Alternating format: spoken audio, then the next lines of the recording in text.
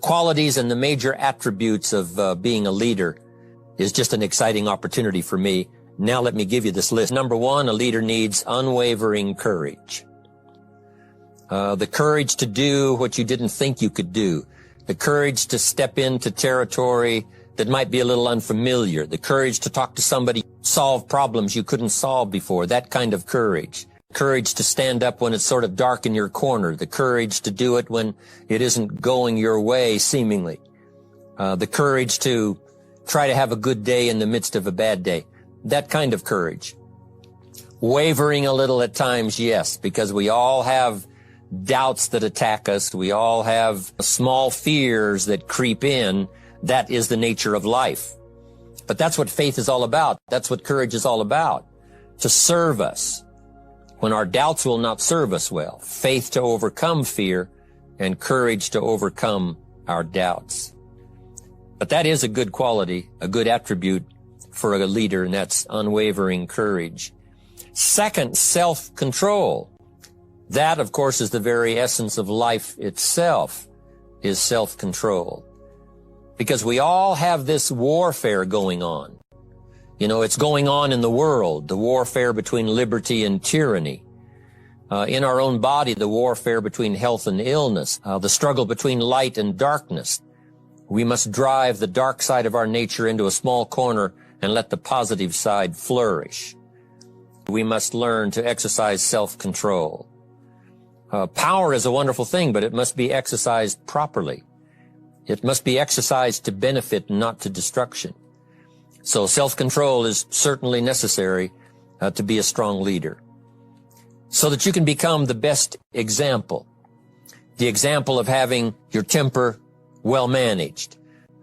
The best example of choosing wise words and not being careless. That kind of control.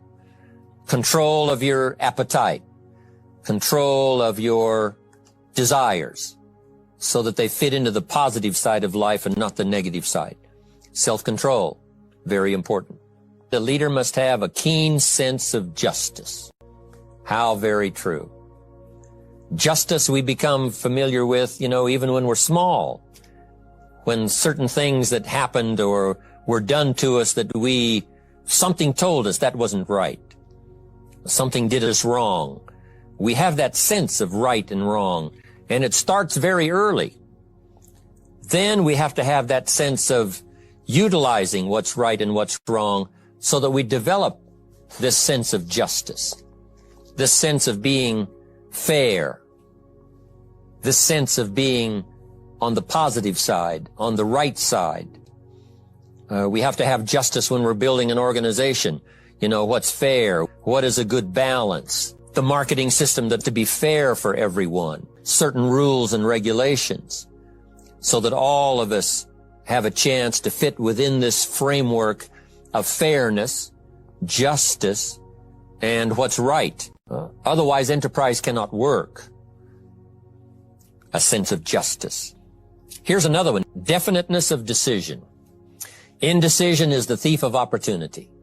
If you don't decide, the opportunity could slip away. If you don't decide what you're going to do today, the day could get away, and you're not very effective. The decisions we make in the early part of our life sometimes last for a lifetime. The early decisions that you make about what you're going to do with your life, those decisions are vitally important. If you neglect them and don't make them, sure enough, the time passes, and the opportunity sometimes is diminished, and sometimes you spend a lot of time now catching up simply because you didn't make those early decisions. We need decisions to correct poor decisions, to overcome our mistakes. It's possible, of course, for all of us to make unwise decisions. And at the end of 1 year, at the end of 1 week, 1 month, or at the end of a few years, we say, that decision cost me too much. Cost me a lot of time, cost me a lot of money, cost me a chance to be productive. But as long as you're alive, there's still a chance to use new decision power to correct the mistakes of decisions that were bad in the past. All of us have the opportunity to do that. You got to be definite in making decisions so that the opportunity doesn't pass you by. Take advantage. Here's the next one. A good leader has definite plans. How important that is. Make some plans for the future. This has got to be one of the greatest years. You've got to now make your plans. Don't let this momentum pass you by. Maybe you've, because of the lack of plans, have lost a month or two, or you've lost a week or two, or maybe you've lost a year and you were 10% effective instead of 100%. Now's the time to change all that and start making some plans. You got to have some plans for your family. One of the challenges all of us have in making our plans is how to balance everything, to make sure that we don't regret at the end of the year, I spent too much time on that. I spent too much money. Definite plans. The plans for the use of your money so that you find yourself secure regardless of what happens. One more on plans, and that is the plan for your personal development. The plan to be better this year than last year. The plan to take the classes, attend the workshops, do everything you possibly can to show personal progress. Not just financial progress, not just the progress of having one more car or one more home, but the progress of personality, the progress of communication skills, the progress of recruiting skills, the progress in how to deal with people, progress in using your influence so that it multiplies its power by 5 by 10 versus what it used to be. You need those kind of plans. A plan for personal growth, personal development. Next, a good leader has the habit of doing more than what he gets paid for. Doing more than you get paid for means that you're getting ready for the next move up. Because if you do more than you get paid for, you've made an investment. The average person might think if I do more than the company requires, then they're ripping me off. I'm not getting paid for that extra time, that extra attention. But you must not view it that way. You must say, I'm getting there a little earlier, staying a little later as an investment in my own personal future because I want that kind of reputation. I want that kind of philosophy to work in my life. Do more than you get paid for. So what you don't get paid for, don't worry about that. Just render the service with the vision of the future that it'll come back multiplied if you have this kind of habit. This kind of philosophy. Next, about personality. You need a pleasing personality. There's many parts to your personality. One is your working personality. The kind of behavior, the kind of attitude that you need, especially in the public. Some things you can kind of get by with being a little careless, maybe in private, but in public, where it counts so much in your paycheck, it counts so much in building your business for the future, your own personality.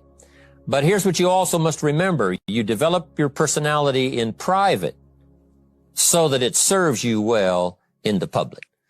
The kind of personality that someone says, I'd like to be around this person. They're unusual. They're not like the average person I meet on my everyday experience. That kind of personality. Here's the best gift you can give someone. And that's the gift of attention. Attention is so powerful. When I was a young man, I met Nelson Rockefeller, one of the richest men in America at that time. He's gone now.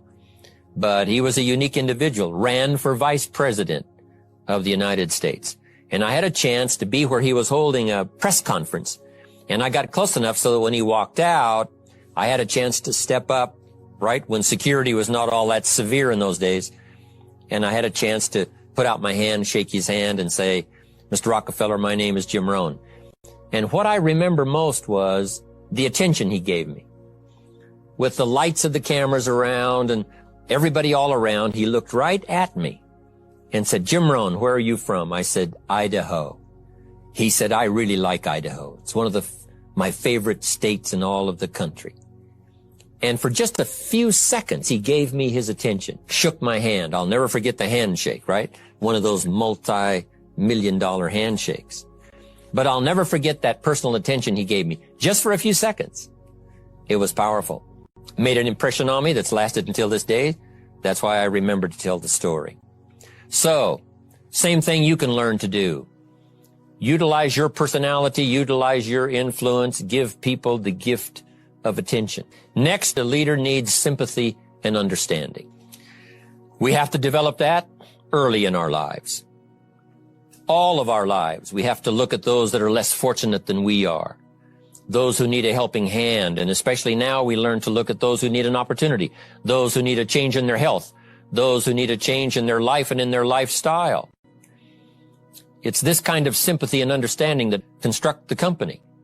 It took that kind of understanding, that kind of sympathy, that kind of deep emotional feeling. What I will do is change it for myself, and then I'll help other people that have the same challenge. Lack of education, lack of the money, lack of the resources, lack of good health, faced with all kinds of difficulties they can't solve. I'll get mine solved, and then I'll be strong enough and have the skills to where I can help other people. That kind of leadership quality is so powerful. That kind of understanding. Here's the next one. A leader must have a mastery of the details. How very true. All can be lost with just a couple of missing details. On the trip to the moon, everything has to work, right? There's several thousand moving parts. There's several thousand pieces to the project of getting to the moon and coming back, and all of them have to work. You can't have 10% of them working or 80%. They've all got to work. And then there's the backup systems for if something goes wrong to back it up. That kind of mastery of detail is so vitally important. But this is also important in the details of your day, the details of your business, the details of good communication. Master the details. Good advice. Now here's the next three. Willingness to assume full responsibility. All of us have been taught that, to take full 100% responsibility. What happened to me might not have been my responsibility, but what I do about it is my full responsibility. It's not what happens to you that determines your future. It's what you do about what happens that determines your future. And this is a major part of it, accepting full responsibility. If you've got an organization, you're conducting meetings, and you're the leader, the responsibility ends with you. Someone else may mess up, make some mistakes, still your responsibility. Some things over which you have no control, understandable. But what you do about it now, how you fix it, also you've got to be responsible for your future. Nobody's going to fix it. No one else is going to design it. Then you've got to have the responsibility of designing your life. You can design a life of prosperity, or you can design a life just to coast and get by. The responsibility belongs to you. Now here's the last two. Next is cooperation. One of the great things we learn in life is how to cooperate so that we take advantage of each other's ideas, we take advantage of each other's input, we take advantage of each other's enthusiasm, and we take advantage of each other's willingness to grow. There's an ancient phrase that says, if two or three agree, nothing is impossible. If they agree on the same project, if they agree on the same vision, if they agree on how to get there, I'm telling you, nothing is impossible. Nothing can stand in their way. Just two or three.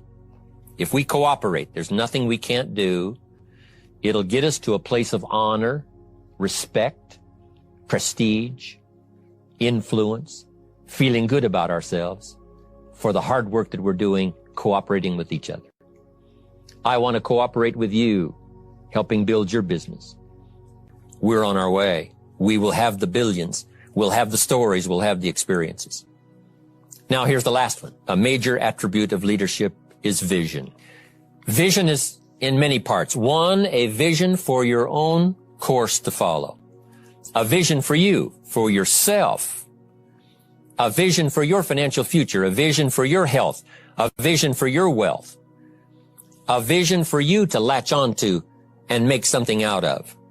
A vision for your family. Because vision must now lift others as well as ourselves. The people that are around you, they're counting on your vision. Perhaps you've been there a little longer than they have. Maybe you've been there a lot longer than they have. And they will look to you to help them see things that they can't see in the beginning.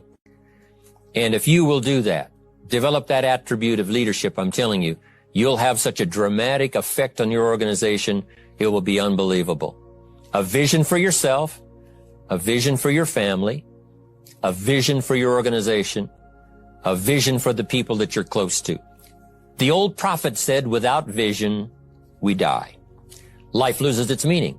But if we'll develop this skill, beyond any other skill, I'm telling you, it will help us touch people because they'll want to be around us because we have this look into the future.